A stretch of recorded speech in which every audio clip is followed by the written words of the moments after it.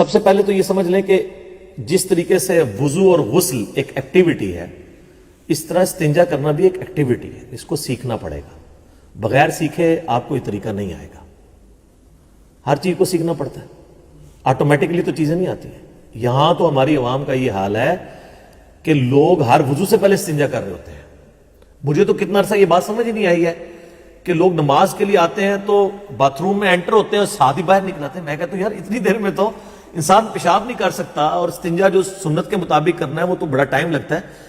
یہ جاتے کیا کرنا ہے؟ وہ تو مجھے بہت عرصے کے بعد پتا چلا کہ لوگوں میں یہ عقیدہ ہے کہ اگر کسی کا وضو جو ہے ہوا خارج ہونے سے بھی ٹوٹا ہے نا تو اس کو اب استنجا کرنا پڑے گا. ابھی پتہ نہیں کہاں سے بات گھڑی ہے انہوں نے.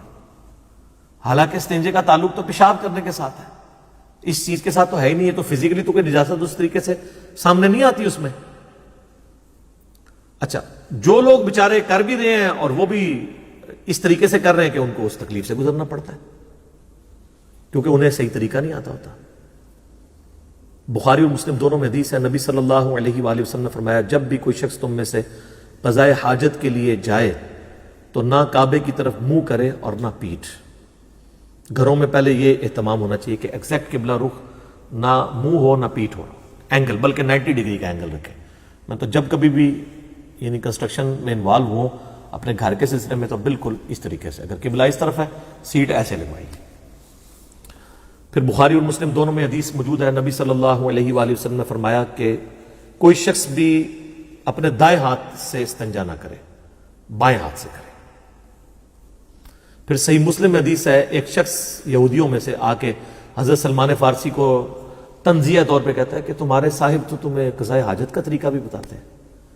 وہ کہتے ہیں ہاں ہمارے لیے فخر کی بات ہے، ہمارے نبی نے ہمیں یہ بھی بتایا ہے کہ ہم نے پیشاب کس طرح کرنا ہے. پھر انہوں نے کہا سنو، ان گل کی تھی تو سن کے جا. نبی الاسلام نے ہمیں دائیں ہاتھ سے استنجا کرنے سے منع فرمایا. نبی الاسلام نے ہمیں حکم دیا کہ ہم اپنے بائیں ہاتھ سے استنجا کریں. ظاہر ہے یہ اسی کے لیے جس کا بایاں ہاتھ کام کرتا ہے اس کے لیے، اگر کوئی بیچارہ کوئی شرعی عذر ہے وہ ایک الگ چیز ہے.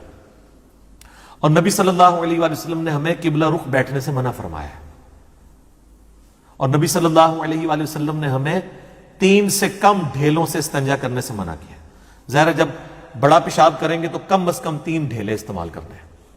بلکہ بخاری مسلم میں ایک حدیث ہے کہ 3 سے زیادہ بھی کرنا ہے تو طاق کرو 5 یا 7، یعنی یہ افضل ہے، لیکن 3 سے کم ہے.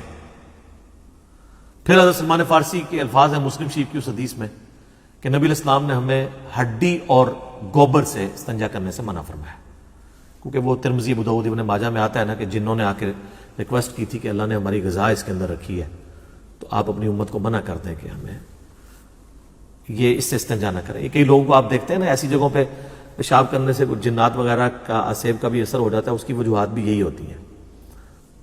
ایسی جگہوں پہ نہیں کرنا چاہیے بلکہ دعا پڑھ لینی چاہیے اگر آپ کسی آکورڈ جگہ پہ جا رہے ہیں. ویسے تو ہر جگہ بھی جاتے وقت بخاری مسلم دونوں میں نبی الاسلام نے دعا تعلیم کی ہے، اللہم انی اعوذ بک من الخبث والخبائث، اے اللہ میں تیری پناہ میں آتا ہوں شریر جنوں اور جنیوں کے اگینسٹ. یہ دعا ہے بیت الخلاء میں جاتے وقت. اور ابو داؤد میں آتا ہے کہ باہر نکلتے وقت آپ نے پڑھنا ہے غفرانک، اے اللہ میں تیری مغفرت کا طلبگار ہوں. اس میں سر قیامت مضمر ہے. پیشاب کے آتے وقت جو تکلیف ہوتی ہے، اگر یہ پیشاب باہر نہ نکلے تو آپ کو پتہ ہے کس طرح ڈیلیسس کروانے پڑتے ہیں. تو کسی شخص کا پیشاب عزت کے ساتھ نکل جائے اور وہ تکلیف سے آزادی حاصل کر لے تو باہر نکل کے اسے یہی کہنا چاہیے، اے اللہ میں تجھ سے مغفرت کا طلبگار ہوں. یعنی جس طرح مجھے اس چھوٹے سے عذاب سے جان میری چھڑائی ہے نا، آخرت کے عذاب سے بھی بچا لے. بیچ میں تھیم یہ ہے. ایک اور دعا بھی آئی ہے ابو داؤد کے اندر لیکن وہ روایت کمزور ہے. اللہم اذھب عنی، وہ والی دعا جو ہے وہ کمزور ہے. یہ مضبوط ہے غفرانک، لفظ ہے غفرانک لیکن لفظ آپ اس کو وقف کریں غفرانک، کاف کش والا جو باریک پڑھا جاتا ہے. تو یہ آپ نے باہر نکلتے وقت دعا کرنی ہے. ڈھیلے آپ نے 3 یا 3 سے زیادہ، یہ اس صورت میں جب آپ مٹی کے ساتھ کر رہے ہیں.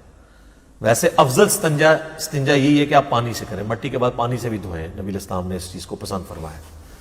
لیکن ظاہر ہے جہاں پہ پانی تردد تھا وہاں پہ تو مٹی نعمت تھی نا، اور مٹی تو سورۃ المائدہ میں سورہ نساء میں اللہ تعالیٰ نے خود طہارت کا ذریعہ اسے بنا دیا. اچھا، مٹی سے جب آپ استنجا کر لیں گے تو اسے پانی سے دھونے کی ضرورت نہیں رہے گی. مٹی خود پاک کرنے والی چیز ہے. لیکن مٹی والا قیاس آپ ٹیشو پیپر پہ تو اس درجے میں نہیں کر سکتے, کیونکہ ٹیشو پیپر پاک کرنے والی چیز نہیں ہے. اگرچہ ضرور ہے کہ یہ اتنے حصے سے وہ ریموو کر دے گی. اس کا ایک اور آپٹیمل سولوشن میں آپ کو بتا دیتا ہوں, جو باہر کے ملکوں میں لوگ کر لیتے ہیں, جو سمجھدار لوگ ہیں. وہاں پہ تو آپ کو اندر نہ لوٹا نہ پانی, تو لوگ پتہ کیا کرتے ہیں, لوگ 8-10 ٹیشو پیپر جو ہے نا گیلے کر کے وہ اندر لے جاتے ہیں, وہ پانی چوس لیتے ہیں. 8-10 کیا 3-4 بھی بہت ہے صفائی کرنے کے لیے. پہلے خشک ٹیشو پیپر جو اندر ہے اس سے صفائی کی, اس کے بعد گیلا ایک ٹیشو پیپر استعمال کیا, پھر دوسرا کیا, پھر تیسرا کیا, بالکل صفائی ہوگی.